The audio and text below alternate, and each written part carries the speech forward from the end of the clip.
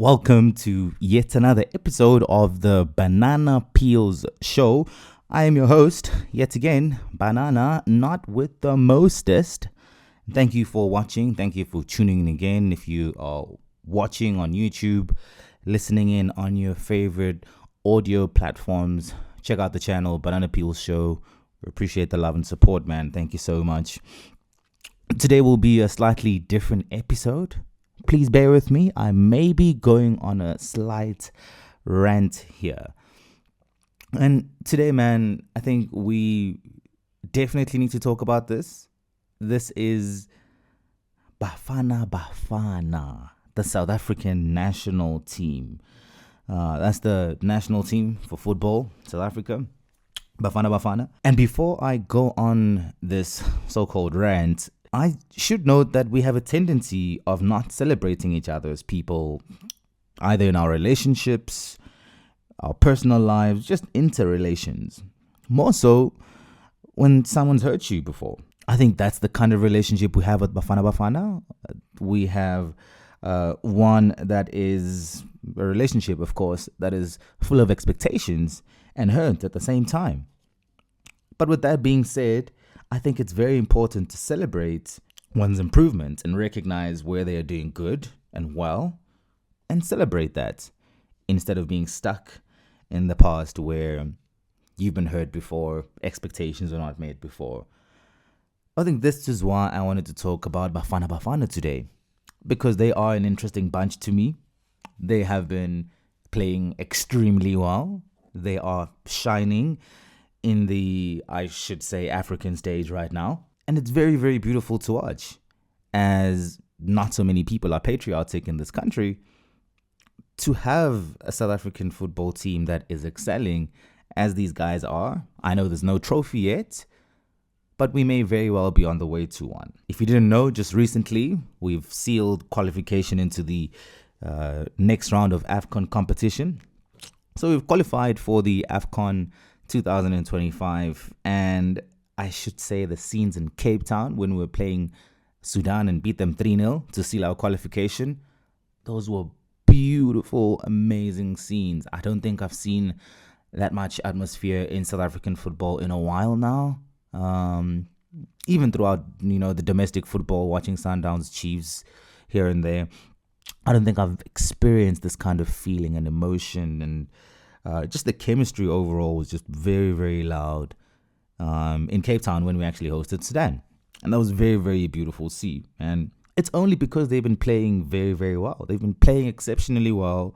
If you haven't watched them recently, their overall level of play has been nothing short of amazing. They've been pure class. So they qualified for next year's AFCON, and they were unbeaten in their group. They played 6 games. They won 4 games and drew 2. Very good record. What's more impressive about it for me is that they scored 16 goals throughout the qualifying campaigns.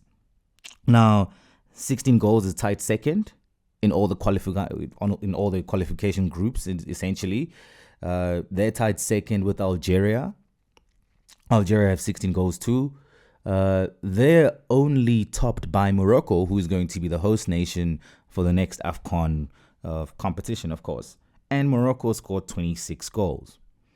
Now, to give you, for me, that gives me perspective and what I want to know about where this team is trending. And that is, this team is trending in an upward direction. They are performing very well. And they are really amongst the top teams in Africa right now. I believe they're top 10 in Africa right now, South Africa. I'll just pull up the graphic very soon. But I think they are top 10 right now. They're number 10. If not, they would have gone up. I think the last time the stats were published would have been April this year, 2024. But I think they're still top 10 in Africa right now. But play-wise and playability, I generally feel like they're top 3 right now. They're definitely top 3 right now throughout all the qualification groups in the tournament. Only South Africa, Algeria have scored less than Morocco, which is 26, and they've got 16 goals. That's very impressive. It shows overall how much of an attacking threat Bafana Bafana is. So I think that this crop of players is very much locked in. They're locked in. They know what they're doing. They're very good and they trust themselves. So it's very, very beautiful to experience and actually watch them go through this. But this is no fluke by any chance. I don't think this is a fluke. They haven't. Now, I'm going to date back to essentially Bafana Bafana'S loss, the infamous loss on 7th February against our rivals, Nigeria. Now, that was in the AFCON. It ultimately led us to, of course, 3rd place, which was a bronze finish in that AFCON Cup. But since that loss, they've been cooking. I'm talking Steph Curry, James Harden type cooking. They haven't lost in the last 14 matches. They are unbeaten in the last 14 matches. Now, this is aside from what I'm just telling you right now, the AFCON qualification groups, where they've just went 6 unbeaten. In the last 14 matches, they are unbeaten. They are playing with the level of confidence of a team that is unbeaten, essentially. They know this too. You can see the confidence protruding through the screen when you watch them play. Just to give you guys further context, right? In numbers, in the past 25 games, they've only lost 3 times. That was against Rwanda for a World Cup qualification match. Mali and Nigeria were the other 2 teams that beat us in the AFCON, that is. And in those 25 games, they've scored 35 goals. 25 games, 35 goals. They're very good. They are playing very well. I'm not a maths guy, but it's very easy to calculate an average. So in those 25 games, they've averaged 1.4 goals per game. They're scoring every match. They pose a threat to their opponents every single time. If that is not impressive, I don't know what is. The boys are cooking. There's no whiff of egos and personality clashes in the current crop of players. They all seem to be happy and genuinely happy for each other when anyone scores or anyone plays well. Whether or not they're in the bench or they're starting, they seem genuinely happy for each other. And that's contagious. I can't help but be happy for them. I can't help but be happy for these guys too. Just to see them play, see them win these games, and how they play, the joy they play with, the smiles on their faces. It's really, really good to watch. Now, Bro's technical prowess has been seen in how this team is definitely performing and yielding positive results. They play for each other. And now, more so than ever in my lifetime at the very least, they seem focused at a specific goal. They seem very focused at a specific goal. They know what they want. I swear their vision board is up there somewhere and they've got AFCON qualifying for the World Cup. I can see that for them. And it looks like that. It looks like they have that vision, and that is a shared vision amongst all the players. So it's very beautiful to see Bafana Bafana actually go up this upward trend. They are on their way to winning a major tournament. I believe it. They have the capability to do so. And it's very, very good to watch. It's very nice to watch.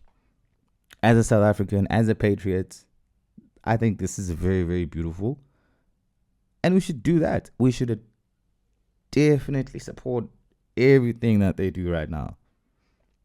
They need that support. So when I saw those scenes in Cape Town, and before this, prior to Cape Town, how we're selling out stadiums, I only hope that this continues. I only hope that this patriotism somewhat continues. I really hope so, at least for their sake. It's been very good since 2021. Now this is where I feel things started to turn. This was for me the genius stroke. So on the 5th of May of 2021, Hugo Broos, who is a highly decorated coach who had as recently as 2017 won the AFCON with Cameroon and was, then appointed head coach of Bafana Bafana. A decision which was vindicated by him leading the national team to a 3rd place finish at last year's AFCON.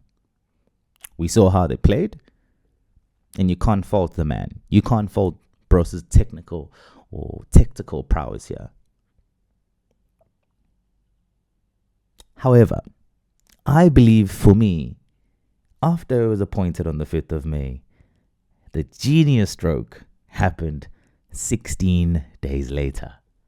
Oh, and that was on the 21st of May when Bros appointed the man who during his playing days was known as the Midnight Express.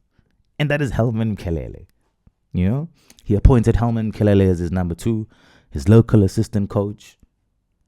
That decision, for me, I really felt like catapulted his success as the coach of Bafana Bafana. I think had he chosen differently for a younger coach who's up and coming, who is doing well, like a Rulani Mokoena, for example, just making an example about Rulani, not suggesting in any way that he would have gone for the job, but I'm just making an example, had he gone for someone different in that scene or brought someone with him, or if it was a handpick sort of coach from Safa directly and he didn't have a say in it, I think that would have, I don't think Bafana Bafana would be where they are right now. I also think he would have quit his job, which he just recently mentioned in an interview, I believe. However, for me, that's what changed everything. Having Helman Mkhalele as his right-hand man and as his second-hand man, I think he knew that having a legend like him back him, the players would back him too. And that was not wrong. That was not wrong. He knew essentially that the Midnight Express did not come with any negative baggage, any expectations, any egos whatsoever. And his knowledge of the game made it very easy for Bros to appoint him as his number 2. That was the main ingredient. That is still the main ingredient, I believe, in this pot that is cooking for Bafana Bafana. Having Helman Mkhalele there. He's done it before. He's won the 1996 AFCON with South Africa. He's had a stellar career in South Africa. He knows the scene in South Africa. So for Bros coming in to manage South Africa, you need someone like that. You need someone who will immediately win the respect of the players, which I believe Helman Mkhalele, being the legend that he is, he did. He won the respect of the players. He would have already had the adoration of the players like any other South Africans.